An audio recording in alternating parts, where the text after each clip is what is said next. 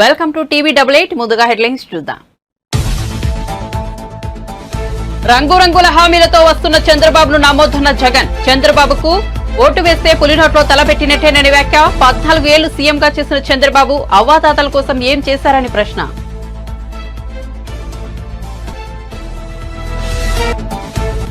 Tadepalli SIT కార్యాలయం వద్ద పత్రాల దహనం. వివరణ ఇచ్చిన సిఐడి. ప్రింటర్లో ఇరుక్కుపోయిన పేపర్లను కాల్చివేశామన్న సిఐడి ఒక తప్పును కప్పిపుచ్చుకునేందుకు 100 తప్పులు చేస్తోందన్న పట్టాభి.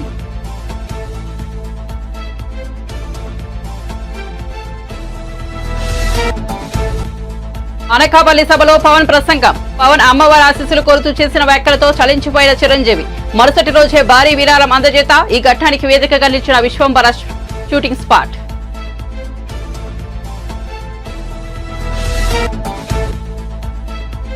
మార్చి 26వ తేదీ నుంచి తిహార్ జైల్లో ఉన్న కవిత. కుమారుడి పరీక్షల నేపథ్యంలో బెయిల్ ఇవ్వాలని కోర్టును కోరిన కవిత బెయిల్ పిటిషన్ను కొట్టివేసిన కోర్టు.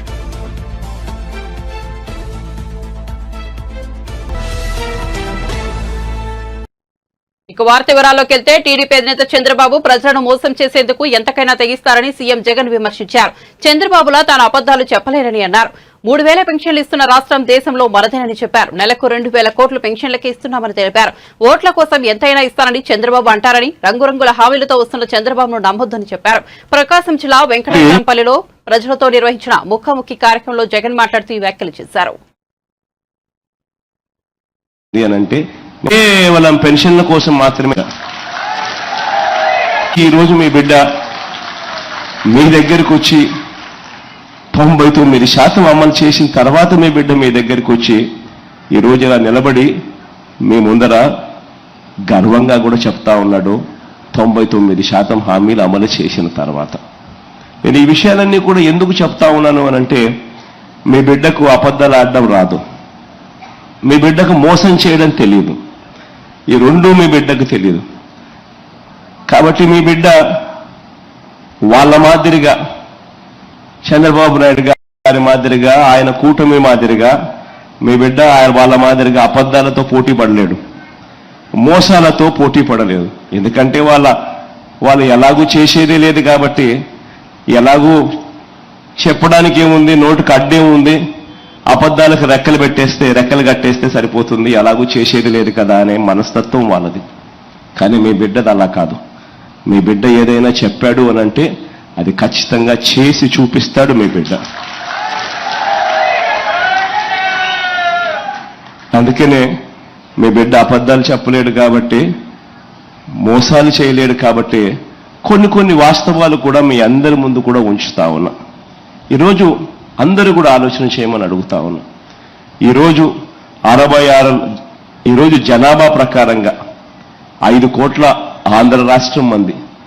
ఈ జనాభా ప్రకారంగా చూస్తే ఇలా 66,34,000 మందికి పెన్షన్ అందుకుంటా ఉన్న జనాభా ప్రకారం చూస్తే అత్యధికంగా ఇస్తా ఉన్న రాష్ట్రం జనాభా ప్రకారం మనదే. ఇది ఒకటి గుర్తుపెట్టుకోవాల్సిన అంశం. రెండోది ఏమిటి అంటే, 3,000 రూపాయలు పెన్షన్ ఇస్తా ఉన్న రాష్ట్రం అసలు దేశంలోనే ఇంకొకటి లేదు. ఈ రాష్ట్రంగా ఆ రాష్ట్రంగా దేశంలోనే ఎక్కడ లేదు. ఈరోజు పెన్షన్లకు సంబంధించి గతంలో చంద్రబాబు నాయుడు గారి ప్రభుత్వంలో నెలకు 400 కోట్ల రూపాయలు కూడా కాని పరిస్థితి నుంచి ఈరోజు పెన్షన్లకు సంబంధించి నెలకు 2,000 కోట్ల రూపాయలు కేవలం పెన్షన్ల కోసం మాత్రమే ఇస్తా ఉన్న పరిస్థితి. సంవత్సరానికి 24,000 కోట్ల రూపాయలు పెన్షన్ల రూపకంలో ఇస్తా ఉన్న పరిస్థితి. ఈ 58 నెలలుగా మీ బిడ్డ ప్రభుత్వం వచ్చిన తర్వాత ఈ ఏప్రిల్ కూడా కలుపుకుంటే ఏకంగా 90,000 కోట్ల రూపాయలు ఈ పెన్షన్ రూపకంలో తాతల ముఖంలో చిరునవ్వులు చూసేదాని కోసం చేతిలో పెట్టినట్టు అయింది. నేను ఎందుకు ఈ మాట చెప్తా ఉన్నాను అంటే, ఒకసారి గమనిస్తే ఆంధ్ర రాష్ట్రంలో ఇచ్చేది. మెగాస్టార్ చిరంజీవి జనసేన పార్టీకి భారీ విరాళం ప్రకటించారు. 5 కోట్ల చెక్ ను జనసేనాని పవన్ కళ్యాణ్ అందజేశారు. చిరంజీవి ప్రస్తుతం విశ్వంబర చిత్రంలో నటిస్తున్నారు. ఈ సినిమా షూటింగ్ హైదరాబాద్ శివారు ప్రాంతం ముచ్చింతలో జరుగుతుండగా పవన్ కళ్యాణ్ నాగబాబు షూటింగ్ లొకేషన్ కి వెళ్లారు. తన తమ్ముళ్లకు చిరంజీవి ప్రేమపూర్వక స్వాగతం పలికారు. ఈ సందర్భంగా జనసేన పార్టీకి ఆశీస్సులు అందిస్తూ 5 కోట్ల విరాళం తాలూకు చెక్ ను పవన్ కు అందజేశారు. ఈ సందర్భంగా భావోద్వేగాలకు గురైన పవన్ తన పెద్దన్నయ్య చిరంజీవికి పాదాభివందనం చేశారు. షూటింగ్ స్పాట్ లోనే కొనిదెల బ్రదర్స్ ముగ్గురు కాసేపు మాట్లాడుకున్నారు.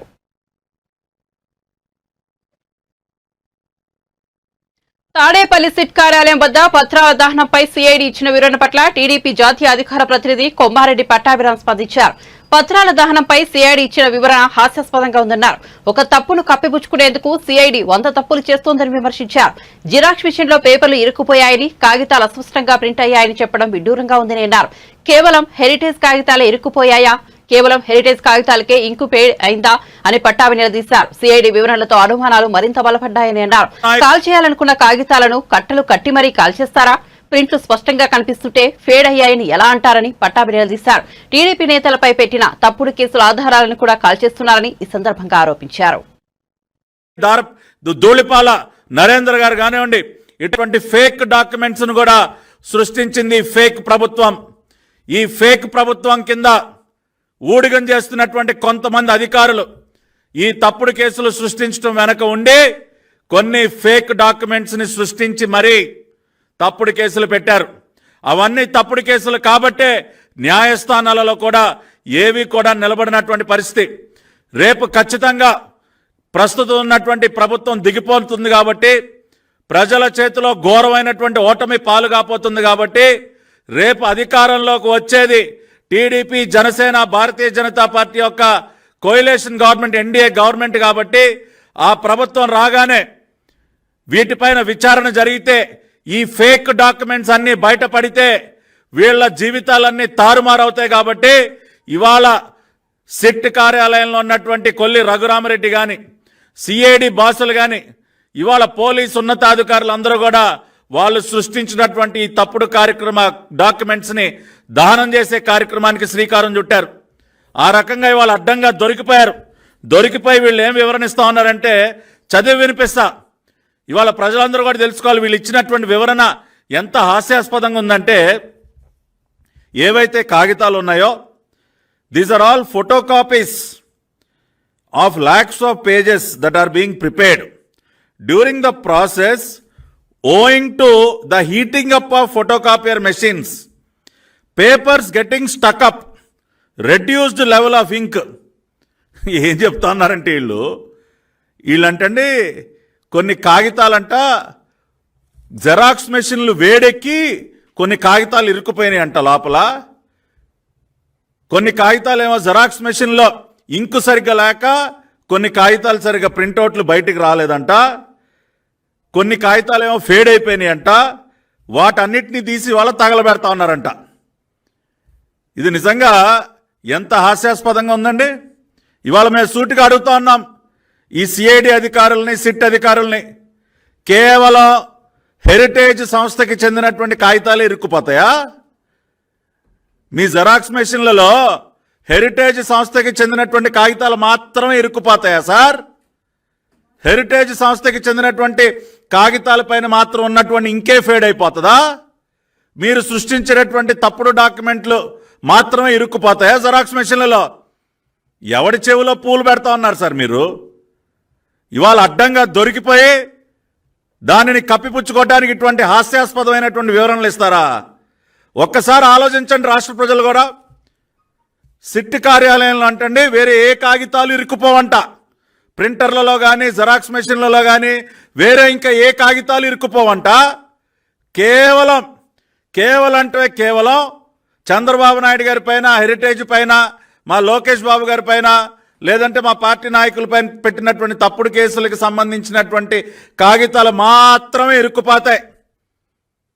ఏమన్నా కొద్దిగా ఉండాలి మీకు కామన్ సెన్స్. ఇటువంటి రిజైండర్లు ఇస్తారా? ఇవి చూసి ప్రజలందరూ కూడా నమ్మేసి గొర్రెల్లాగా తలూపుతారనుకున్నారా మీరు? ఈ వివరణను బట్టే అర్థమవుతా ఉంది మీ వాదనలో ఎంత డొల్లతనం ఉందో, మీరు చెప్పేటటువంటి మాటల్లో ఎంత నిజం ఉందో ఈ రిజైండర్ కాపీ చూస్తేనే అర్థమవుతోంది సార్. మీరు చెప్పేటటువంటి వివరణ చూస్తేనే అర్థమవుతోంది మీరు చెప్పేదానిలో ఎంత వాస్తవం ఉందో ఎంత నిజం ఉందో. కాబట్టి ఇవాళ ఈ వివరణ చూసిన తర్వాత ఇంకా బలంగా నమ్ముతున్నారు వాళ్ళ ప్రజలందరూ. మేం కూడా బల్లగుద్ది చెప్తా ఉన్నాం, ఖచ్చితంగా ఉదయం తగలబెట్టినటువంటి డాక్యుమెంట్స్ అన్నీ కూడా మీరు ఉద్దేశపూర్వకంగా మీరు సృష్టించినటువంటి తప్పుడు డాక్యుమెంట్స్, ఫేక్ డాక్యుమెంట్స్ ఏవైతే ఉన్నాయో రేపు ప్రభుత్వం మారితే ఢిల్లీ లిక్కర్ పాలసీ కేసులో నిందితురాలుగా ఉన్న బీఆర్ఎస్ ఎమ్మెల్సీ కల్వకుంట్ల కవితకు తీవ్ర నిరాశ ఎదురైంది. కవితకు మధ్యంతర బెయిల్ ఇచ్చేందుకు ఢిల్లీలోని రౌస్ అవెన్యూ కోర్టు నిరాకరించింది. ఆమె బెయిల్ పిటిషన్ ని కొట్టివేసింది. తన చిన్న కుమారుడికి పరీక్షలు ఉన్న నేపథ్యంలో తనకు బెయిల్ మంజూరు చేయాలని కోర్టును కవిత కోరారు. అయితే కవిత బెయిల్పై బయటకు వెళ్తే సాక్షులను ప్రభావితం చేస్తారని కోర్టులో ఈడీ వాదనలు వినిపించింది. ఇప్పటికే కొందరిని కవిత బెదిరించిందని కోర్టుకు తెలిపింది. ఈడీ వాదనలతో ఏకీభవించిన కోర్టు కవిత బెయిల్ పిటిషన్ ను తిరస్కరించింది. లిక్కర్ కేసులో కవితను మార్చి 15వ తేదీన ఈడీ అరెస్ట్ చేసి తొలుత ఈడీ కస్టడీలో ఉన్న కవితకు కోర్టు జ్యుడిషియల్ రిమాండ్ విధించింది. ఈ క్రమంలో మార్చి 26వ తేదీ నుంచి ఆమె తిహార్ జైల్లో ఉంటున్నారు. ఆమె జ్యుడిషియల్ రిమాండ్ ముగియబోతోంది. ఆమె జ్యుడిషియల్ రిమాండ్ కు కోర్టు పొడిగించే అవకాశాలే ఎక్కువగా ఉన్నాయి. ఈ ఎన్నికల్లో వైసీపీ మళ్లీ గెలవడం అసాధ్యమని ప్రముఖ ఎన్నికల వ్యూహకర్త ప్రశాంత్ కిషోర్ సంచలన వ్యాఖ్యలు చేసిన సంగతి తెలిసిందే. ఎన్నికలకు సమయం దగ్గర పడుతున్న తరుణంలో ఆయన చేసిన వ్యాఖ్యలు వైసీపీ శిబిరాన్ని ఆగ్రహానికి గురిచేశాయి. తాజాగా ఏపీ మంత్రి బొత్స సత్యనారాయణ మాట్లాడుతూ పీకేపై తీవ్ర ఆగ్రహం వ్యక్తం చేశారు. టీడీపీ అధినేత చంద్రబాబు కోసం ఏపీ రాజకీయాల గురించి ప్రశాంత్ కిషోర్ మాట్లాడుతున్నారని విమర్శించారు. విశాఖలో మీడియాతో మాట్లాడుతూ ఆయన ఈ వ్యాఖ్యలు చేశారు. రైతు భరోసా కేంద్రం తీసుకొచ్చాడు, రైతులకు బలోపేతం చేస్తూ వాళ్ళకి అన్ని కూడా డోర్ స్టెప్కి తీసుకెళ్ళి ఆలోచన చేసి ఆ కార్యక్రమం చేశాడు. ఆయన ఆలోచన అది. చంద్రబాబు నాయుడు ఆలోచన అమరావతి, దోపిడీ, సామాజిక బలోపేతం, ఇది ఆయన ఆలోచన. దానికి తగ్గట్టు ఆ అధికారులు వచ్చి దానికి తగ్గట్టు 1,20,000 కోట్లకి ఇచ్చి ఒక ప్రణాళిక తయారు చేసి అమరావతికి ఇచ్చారు. అది 20 సంవత్సరం 15 తయారవుతానికి 15 సంవత్సరం అవుతుంది. అదొక 5 లక్షల కోట్లు, 10 లక్షల కోట్లు అయిపోద్ది. అప్పుడు రాష్ట్రం మొత్తం అంతా కూడా దోచి వచ్చని ప్లాన్ చేశారు.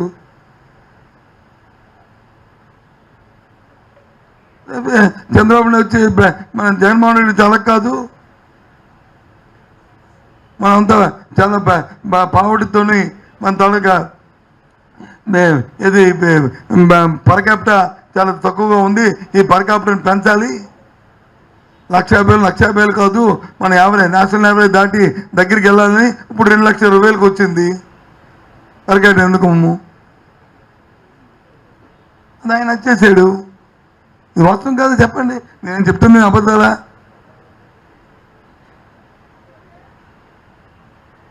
అది నాయకుడు తాలూకా విజన్ పెట్టి ఉంటుంది.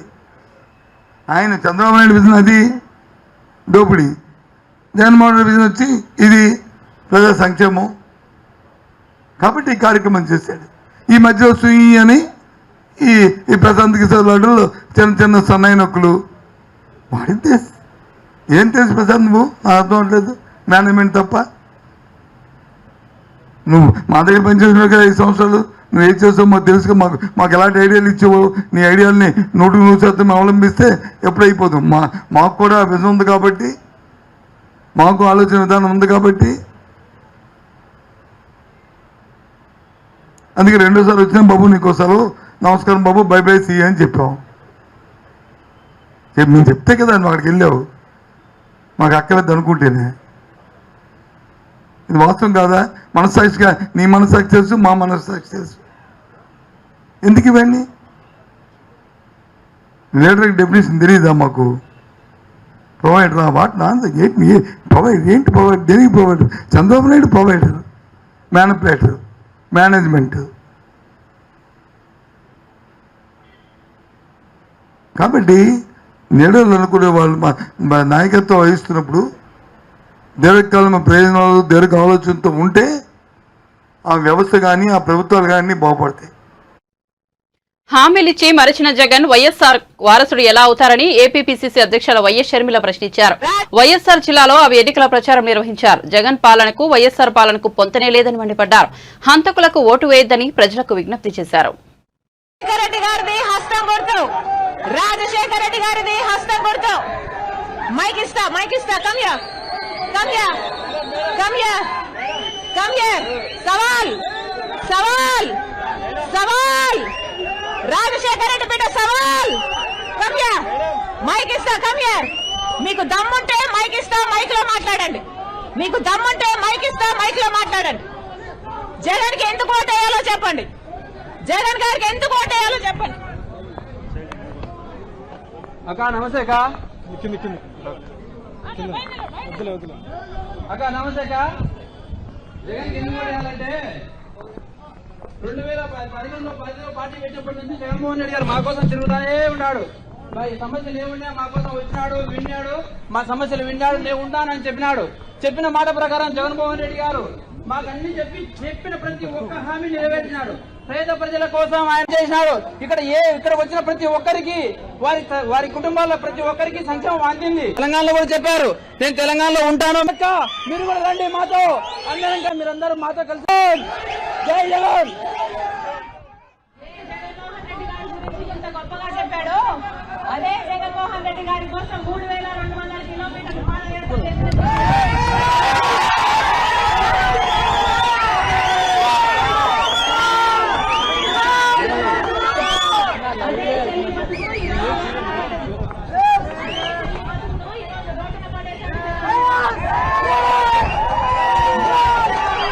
రాజశేఖర రెడ్డి కొడుకు అని జగన్కు ఓటేయండి. జగన్మోహన్ రెడ్డి గారు బీజేపీ తలలు వచ్చినాడు, ప్రత్యేక హోదాను తీసుకొస్తాడు అని చెప్పిండాలి. నేను జగన్మోహన్ రెడ్డి గారు చెప్పమంటే అమ్మా పూర్తి మద్యపాన నిషేధం చేస్తామని చెప్పు అంటే జగన్మోహన్ రెడ్డి గారు ముఖ్యమంత్రి అయితే పూర్తి మద్యపాన నిషేధం అవుతుంది అని ప్రతి అక్కకు ప్రతి చెల్లికి పొద్దుతిరుగుడు పంటకు మద్దతు ధర కల్పించి ప్రభుత్వం పూర్తి స్థాయిలో కొనుగోలు చేయాలని సిద్దిపేట ఎమ్మెల్యే హరీష్ రావు డిమాండ్ చేశారు. రైతులు పండించిన చివరి గింజ వరకు కనీస మద్దతు ధర అయిన 6,760 చెల్లించి పొద్దుతిరుగుడు పంటను కొనుగోలు చేయాలన్నారు. కేవలం కేంద్ర ప్రభుత్వం నిధులు సమకూర్చిన మేరకే కొనుగోలు చేసి రాష్ట్ర ప్రభుత్వం తరపున కొనుగోలు చేయాల్సిన వాటా గురించి మౌనంగా ఉండటం రైతులను అవమానించడమే అవుతుందని చెప్పారు. ఈ మేరకు ముఖ్యమంత్రి రేవంత్ రెడ్డికి లేఖ రాశారు. జనసేన యువనేత పోతిన వెంకట మహేష్ సోమవారం నాడు ఆ పార్టీకి పదవులకు రాజీనామా చేశారు. ఈ సమయంలో జనసేన అధినేత పవన్ కళ్యాణ్ పై తీవ్ర విమర్శలు గుప్పించారు. తెలుగుదేశం జనసేన బీజేపీ పొత్తులో భాగంగా తమ పార్టీకి తీరని అన్యాయం చేశారని మహేష్ సంచలన వ్యాఖ్యలు చేశారు. ఉదయం మీరు చూశారు, జనసేన పార్టీలో నాకున్న పదవి బాధ్యతలకి క్రియాశీలక సభ్యత్వానికి రాజీనామా చేశాను. ఇప్పుడు నేను మాట్లాడుతున్న మాటలన్నీ కూడా ఏదో ఆవేశంతోనో లేకపోతే సీటు రాలేదనేటువంటి అసంతృప్తితోనో మాట్లాడేటువంటి మాటలు కావు. నేను మాట్లాడే ప్రతి మాట కూడా ఎంతో ఆలోచనతో ముందు చూపుతోనే మాట్లాడుతాను. నాయకుడంటే ఒక నమ్మకం, ఒక భరోసా, భవిష్యత్తుని ఇచ్చేవాడిని నాయకుడు అంటారు. నటించేవాడు ఎప్పటికీ కూడా నాయకుడు కాలేడు. ముఖ్యంగా రాజకీయాల్లో నటించేటువంటి వ్యక్తి ఎప్పటికీ ఎవ్వరికి భరోసా ఇవ్వలేరు. చాలా మందికి నాయకత్వం యొక్క అర్థం తెలియకపోవచ్చు. అది తెలుసుకున్నప్పుడు మాత్రమే రాజకీయ పార్టీలు పెట్టాలి. మేమందరం కూడా పవన్ కళ్యాణ్ గారిని, జనసేన పార్టీని నమ్మి అడుగులు వేశాం. కొత్త తరానికి బాటలు వేస్తారని విశ్వసించాం. వారు ఏం మాట్లాడినా, ఎలా ప్రవర్తించినా రాజకీయాల్లో మార్పు తీసుకొస్తారని, కొత్త తరం నాయకత్వాన్ని ప్రోత్సహిస్తారని, తయారు చేస్తారని నమ్మాం. గుడ్డిగా అడుగులు వేశాం. ముఖ్యంగా యువ రక్తం పవన్ కళ్యాణ్ గారు ఏదో చేస్తారని, మార్పు తీసుకువస్తారని 2014లో పోటీ చెయ్యకపోయినా 2019లో పోటీ చేసి ఒక్క స్థానంలోనే గెలుపొందిన 2024లో అద్భుతం జరుగుతుందని, ప్రజలకి మేలు చేస్తారని మేమందరం కూడా ఆశించి భంగపడ్డాం. జరుగుతున్నది ఏంటో, జరిగిందేంటో మాకెవరికి అర్థం కాక పిచ్చెక్కి మేము జుట్లు పీక్కుంటా ఉన్నాం. కానీ మా నాయకుల్లో మాత్రం స్పందన లేదు. ముఖ్యంగా మా నాయకులు పవన్ కళ్యాణ్ గారు రాష్ట్ర ప్రజలకి, అదేవిధంగా కాపు సామాజిక వర్గానికి, కాపు యువతకి, నాలాంటి కొత్త తరం రాజకీయ నాయకులకి నిస్వార్థంగా ప్రజలకి సేవ చేయాలని వచ్చేటువంటి కొత్త తరం రాజకీయ నాయకులకి ఆయన సమాధానం చెప్పాలి. అలాగే ఇప్పుడు నేను చెప్తున్నటువంటి ప్రతి ఒక్కరు కూడా పవన్ కళ్యాణ్ గారి నిజస్వరూపం కూడా తెలుసుకోవాలి. ఆయన ఆలోచనలు ఏ విధంగా ఉంటాయి అని ప్రతి ఒక్కరు కూడా అర్థం చేసుకోవాలి. రాజకీయాల్లోకి ఎవరైనా సేవ చేయాలని వస్తారు, పేరు ప్రతిష్టలు సంపాదించాలని వస్తారు, 10 కాలాల పాటు ప్రజల హృదయాల్లో ఉండాలనుకుంటారు. కానీ మా నాయకుడిని చూసిన తర్వాత. మేడి పండు చూడ మేలిమై ఉండను, పొట్ట విప్పి చూడ పురుగులుండను అన్నాడు. ఎవరైనా రాజకీయాల్లోకి వస్తే ప్రజల కోసం, భవిష్యత్తు కోసం మంచి చెయ్యాలని వస్తారు. కానీ మనం దేనికి వచ్చాం, ఎందుకు వచ్చాం, ఏం చెయ్యబోతా ఉన్నామని. మొదటిసారి ఓటు హక్కును వినియోగించుకునేవారు రాష్ట్రాన్ని బాగు చేసే వారికి ఓటు వేయాలని, ఆంధ్రప్రదేశ్ భవిష్యత్తు బాగుపడాలంటే మీ ఓటు హక్కుతోనే సాధ్యమని తెలుగుదేశం జాతీయ అధికార ప్రతినిధి నీలాయపాలెం విజయ్ కుమార్ అన్నారు. ఈ సందర్భంగా ఆయన అమరావతిలో మీడియాతో మాట్లాడుతూ 2014 టీడీపీ హయాంలో చంద్రబాబు నాయుడు రాష్ట్రానికి ఎన్నో పరిశ్రమలు తీసుకొచ్చారని, రాష్ట్రానికి అద్భుతాలు చేసి చూపించారని కొనియాడారు. వైసీపీ ప్రభుత్వంలో ఉద్యోగాలు లేక యువత ఎన్నో ఇబ్బందులు పడుతున్నారని, వలస వెళ్లిపోతున్నారని ఆవేదన వ్యక్తం చేశారు. 18 ఏళ్ళు నిండగానే ఓటు హక్కును వినియోగించుకునే హక్కు రాజ్యాంగం మనకిచ్చింది. సో ఓకే, మొన్నటిదాకా పాఠశాలలో ఉండేవాళ్ళు, దాని నిన్నటిదాకా కాలేజీలో ఉండేవాళ్ళు, లాస్ట్ ఎన్నికలప్పుడు 13 నుంచి 17 ఏళ్ళ వయసులో ఉండే వాళ్ళంతా ఇవాళ ఓటు హక్కును వినియోగించుకునే స్థాయికి వచ్చారు. సంతోషం. First of all congratulations. కానీ మీ ఓటు ఎవరికి వేయాలి? ఎవరికి ఓటు వేస్తే ఈ రాష్ట్రం ముందుకెళ్తుంది, ఈ రాష్ట్రం బాగుపడుతుంది, ఈ రాష్ట్రం ముఖాభివృద్ధి చెందుతుంది. అన్నిటికంటే ముఖ్యంగా ఎవరికి ఓటేస్తే మీ బతుకులు బాగుపడతాయి, మీ యొక్క జీవితాలు సుభిక్షంగా ఉంటాయి. ఈ ఓటు వేసే ముందు ఇట్లాంటి క్వశ్చన్లు మనం వేసుకోలేమో కదా. అమ్మ నాన్నలు చాలా కష్టపడి చదివించుంటారు మిమ్మల్ని. వాళ్ళకంటే మీరు ఒక 4 ఆకులు ఎక్కువ చదవాలని, 4 గ్రేడ్లు ఎక్కువ పోవాలని, జీవితంలో వాళ్ళకంటే మీరు ఇంకా పైకి రావాలని వాళ్ళందరూ కలగా ఉంటారు. ఆ అమ్మా నాన్నల కలలు మీరు పండించాలంటే మీరు చదువు పూర్తయి ఈసారి బయటకు వస్తున్నాం, ఇంకో 1-2 సంవత్సరాలు 3 సంవత్సరాలు బయటకు వచ్చే వాళ్ళు ఉంటారు. వాళ్ళు జీవిత గమ్యంలోకి అడుగుపెట్టే ముందు మన అమ్మా నాన్నలు మనల్ని ఎంత కష్టపడి చదివించారు, ఆ చదివించిన దాని కృతజ్ఞతగా మనం ఒక వ్యాపారం చేసుకోవాలి, మన యొక్క చదువుకు తగిన ఉద్యోగం రావాలి. అదే కదా మన యొక్క చదువుకి సార్థకం. సో చదువు పూర్తి చేసి ఉద్యోగ ప్రపంచంలో అడుగు పెట్టబోతున్న మీరు 1-2 ఏళ్లలో పూర్తి చేసుకున్న వాళ్ళు ఎవరి ట్రాక్ రికార్డ్ ఏంటి? మన ప్రధాన పార్టీలు 2 ఉన్నాయి మనకి ఇప్పుడు. ఒకటి తెలుగుదేశం పార్టీ, ఒకటి వైసీపీ పార్టీ. తెలుగుదేశం పార్టీలో ఉండే జనసేన అండ్ బీజేపీల కూటమి, ఇంకొకటి వైసీపీ పార్టీ. వైసీపీ పార్టీకి 5 సంవత్సరాలు చూస్తున్నారు. మీరు బహుశా చిన్నపిల్లకాయలేమో 2014-19 మధ్యలో మీ వయసు ఇంకా తక్కువ ఉంటుంది. సో అప్పటి ట్రాక్ రికార్డ్ ఏంటి? అసలు మనం రాష్ట్రం విడిపోయిన తర్వాత రాష్ట్రం ఇంత ముందుకు ఎలా వచ్చింది, ఈ 5 ఏళ్లలో ఏం జరిగింది? సో ఈ రెండింటినీ మనం బేరీ చేసుకోకపోతే మన యొక్క ఓటు మురిగిపోతుంది, ఓటు వేస్ట్ అయిపోతుంది.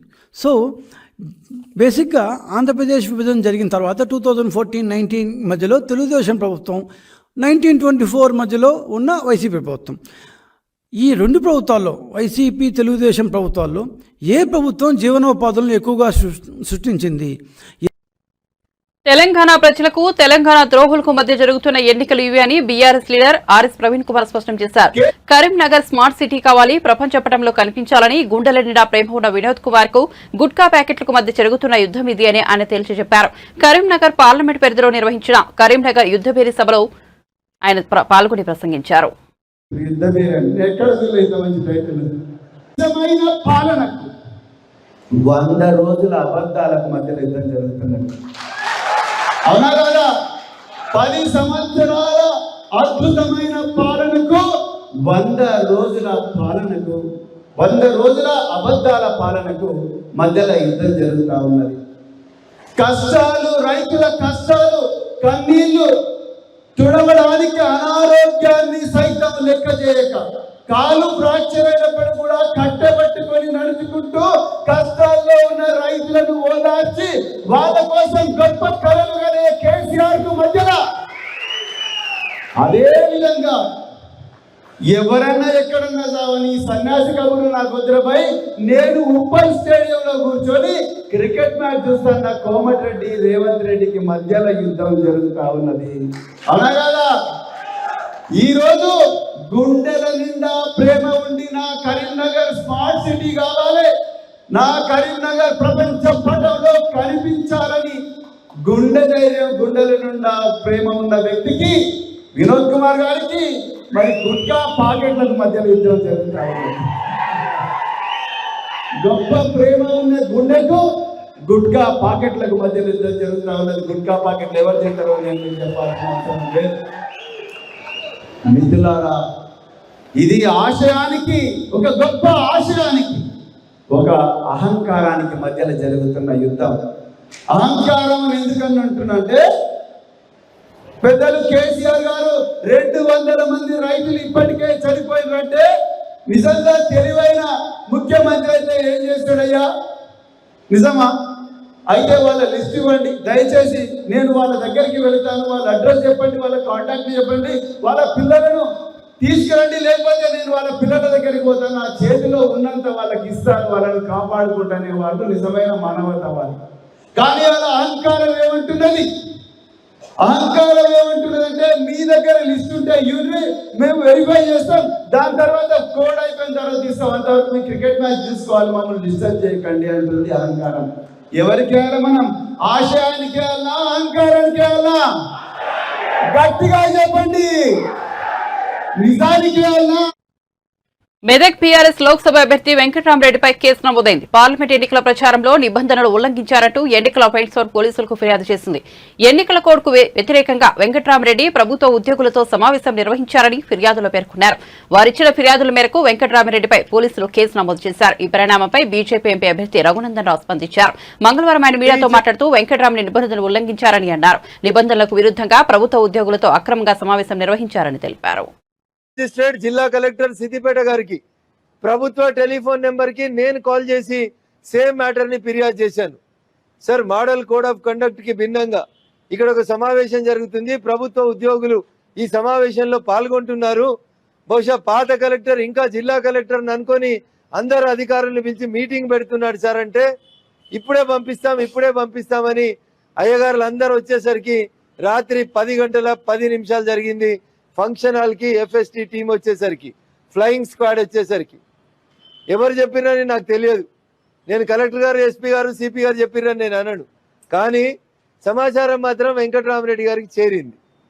వెంటనే ఫంక్షన్ హాల్లో ఉన్నటువంటి అన్ని లైట్లని, జనరేటర్లని బంద్ చేసి కరెక్ట్ 10 గంటలకి 5 నిమిషాల ముందు, స్క్వాడ్ గేట్ దగ్గరకు రావడానికి 5 నిమిషాల ముందు మరి ఎవరు ఫెసిలిటేట్ చేసిరో ఇలా ఇన్వెస్టిగేషన్ జరగాలని కోరుకుంటున్నాం. నేరుగా ఆయన వెళ్ళిపోతాడు లైట్లన్నీ బంద్ చేసుకొని. ఈ లోపల వీళ్ళు వచ్చేట్లేరని మా భారతీయ జనతా పార్టీ నాయకులు, కార్యకర్తలు ఫంక్షన్ హాల్కి గేట్ బయట నిల్చొని వీడియోలు తీసే కార్యక్రమం మొదలు పెడితే, చిమ్మ చీకటి చేసి అమావాస్య రాత్రి లైట్లన్నీ ఆఫ్ చేసి మహిళా ఉద్యోగులు కూడా ఫంక్షన్ హాల్ గోడలు దుంకి పారిపోవడం స్టార్ట్ చేసినారు. We recorded it. కార్ల నెంబర్లు, మోటార్ సైకిళ్ళ నెంబర్లు, గోడలు దుంకుతున్నటువంటి ఫోటోలు, వీడియోలన్నీ కూడా రికార్డ్ చేసినాం. మెల్లగా అంతా అయిపోయిన తర్వాత, మెజారిటీ పీపుల్ బయటికి పారిపోయిన తర్వాత, ఒక 30-40 మంది లోపల ఉన్నప్పుడు, అప్పుడు కడుపు సల్లంగా అప్పుడు ఫ్లయింగ్ స్క్వాడ్ టీం వచ్చింది. వచ్చిన ఆయనకి ఏం తెలియదు. ఈడు ఉన్న వాళ్ళు ఎవరో చెక్ చేయమంటే చెక్ చేయడు. సార్, వాళ్ళ ఐడి కార్డు అడుగు, వాళ్ళు ఎవరు, ఎందుకు వచ్చిండ్రు, ఏ కారణం చేత ఈ రాత్రి 10 గంటలకి ఇక్కడ ఉన్నారు, సమావేశం ఎవరు పెట్టిండ్రు, అట్లీస్ట్ హాల్కి పర్మిషన్ ఉందా లేదా అడుగుమంటే అడిగాడు ఆయనే. సార్, వాళ్ళ మీటింగ్ వాళ్ళు పెట్టుకున్నారు అంటాడు. ఎవరి మీటింగ్ ఎవరు పెట్టుకున్నారు, పెట్టుకుంటే దానికి ఎందుకు అనుమతి లేదు అని అంటే ఎవరు రెస్పాండ్ కాలేదు. ARO, assistant returning officer Siddipet, RDO స్థాయి అధికారి, రాత్రి నేను 9:45 నిమిషాల నుంచి అర్ధరాత్రి 12:30 నిమిషాల దాకా ఆయన దగ్గర ఉన్నటువంటి అధికారిక టెలిఫోన్కి ఒక 50 సార్లు ఫోన్ చేస్తే, సార్ 12:30 నిమిషాలకు మేల్కొన్నాడు.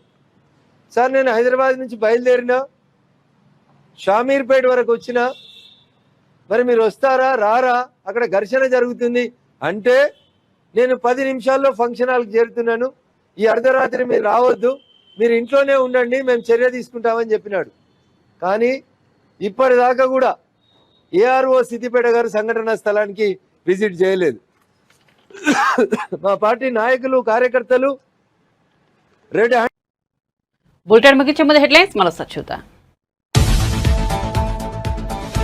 రంగురంగుల హామీలతో వస్తున్న చంద్రబాబును నమ్మొద్దన్న జగన్. చంద్రబాబుకు ఓటు వేస్తే పులినోట్లో తలపెట్టినట్టేనని వ్యాఖ్య. 14 ఏళ్లు సీఎంగా చేసిన చంద్రబాబు అవ్వాతాతల కోసం ఏం చేశారని ప్రశ్న.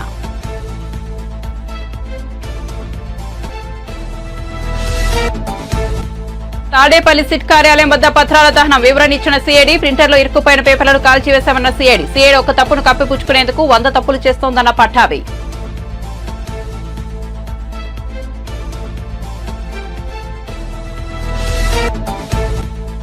అనకాపల్లి సభలో పవన్ ప్రసంగం. పవన్ అమ్మవారి ఆశీస్సులు కోరుతూ చేసిన వ్యాఖ్యలతో చలించిపోయిన చిరంజీవి. వరుసటి రోజే భారీ విరాళం అందజేత ఈ ఘట్టానికి వేదికగా నిలిచిన విశ్వంభర షూటింగ్ స్పాట్.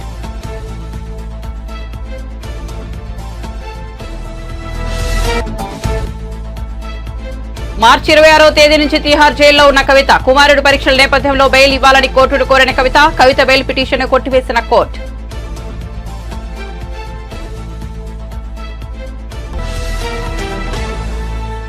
మరిన్ని అప్డేట్స్ కోసం చూస్తూనే ఉండండి TV88.